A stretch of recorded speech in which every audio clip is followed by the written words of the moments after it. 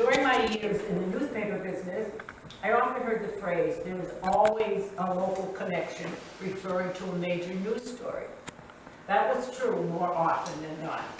And it's true about tonight's topic, third parties, when it comes to the founding of the Free Soil Party.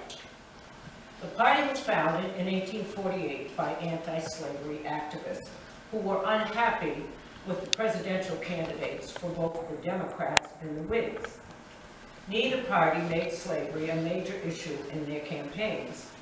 The annexation of Texas as a slave state in 1845 infuriated the anti-slavery citizens, and they set out to do something about it. Northborough had already sent its resolution objecting to the annexation of Texas to Congress in 1844, and it was entered into the congressional record along with those of other voters. But as noted, Texas was annexed anyway, despite the outcry against it. Then came the presidential election of 1848 and the widespread opposition to the wishy-washy candidates. At that point, 168 Northborough voters drafted a petition calling for a new political party that would strongly oppose slavery.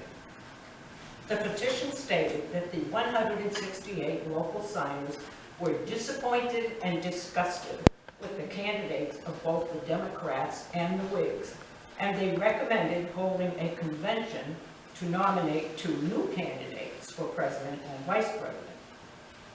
The group sent the petition to the Massachusetts Spy newspaper for publication.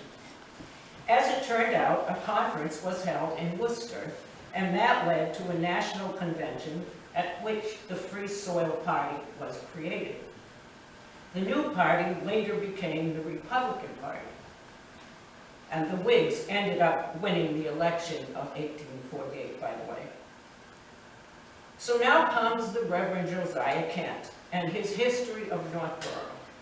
In the book, he writes that one prominent local citizen, Cyrus Gale, claimed to have been told by the editor of the Massachusetts Spy that Northborough's was the very first petition of many calling for the new party.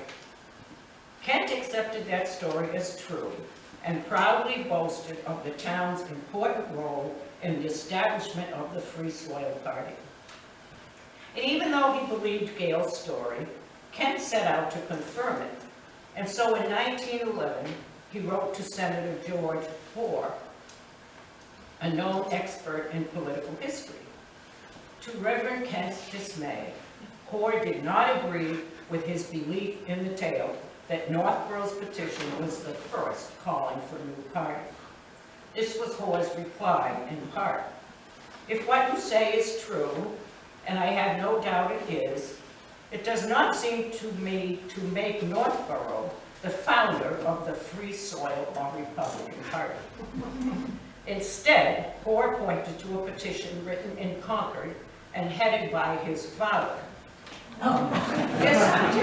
This petition, he said, was sent to many cities and towns, and it was signed by many local officials. It was not just sent to one newspaper. The widespread Concord petition, he argued, was what led to the National Convention, where the Free Soil Party was born. Nevertheless, though obviously deflated, Kent remained staunchly proud of the part he believed Northborough played in creating what he called the Great Republican Party. And so there you have it, the local connection to a major national story.